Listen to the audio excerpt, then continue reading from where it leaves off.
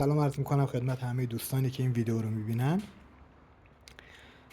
بالاخره پروژه کاربراتوری کردن موتورسیکلت نامی RX 50 رو به هر حال اجرایش کردم و این موتور رو ما به کاربرا تبدیل کردیم.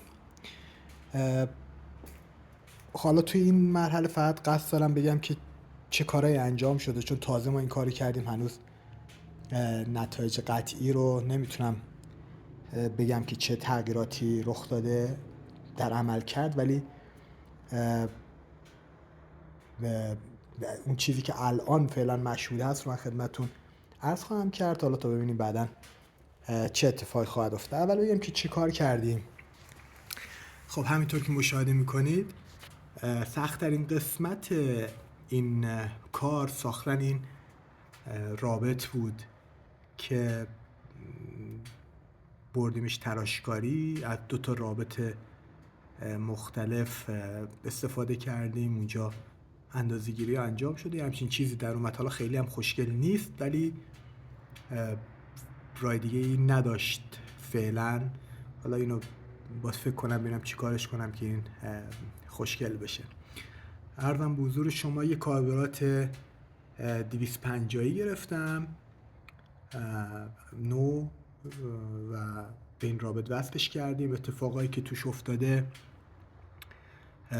سیم کشی رو اصلا دست نزدیم، ECU رو جمع کردیم، سیستم پمپ رو جمع کردیم، پمپ بنزین رو جمع کردیم. همینطور که مشاهده میکنید، اجازه بدید برم اونور که بهتر دیده میشه.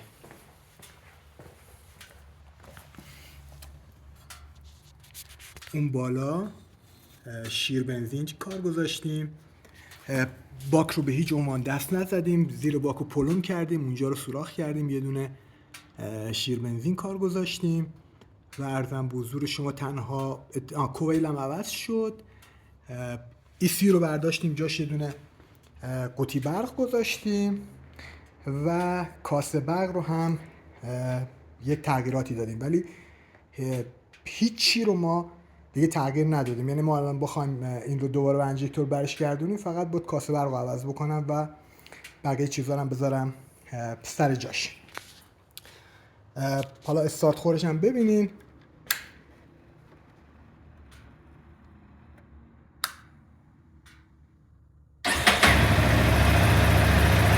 با نیم استارت روشن میشه و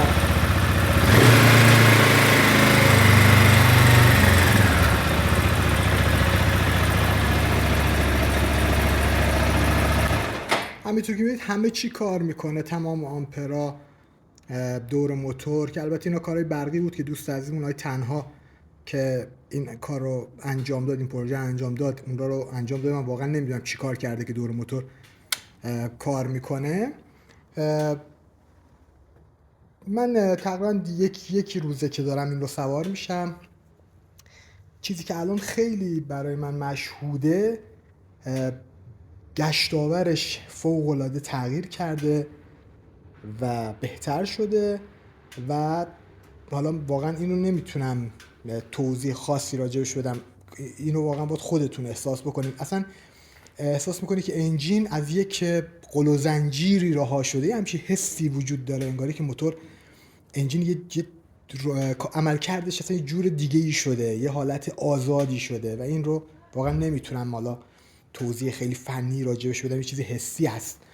در هر حال این کار رو ما انجام دادیم. نمیدونم حالا تو ایران کس دیگه این کار رو کرده یا خیر،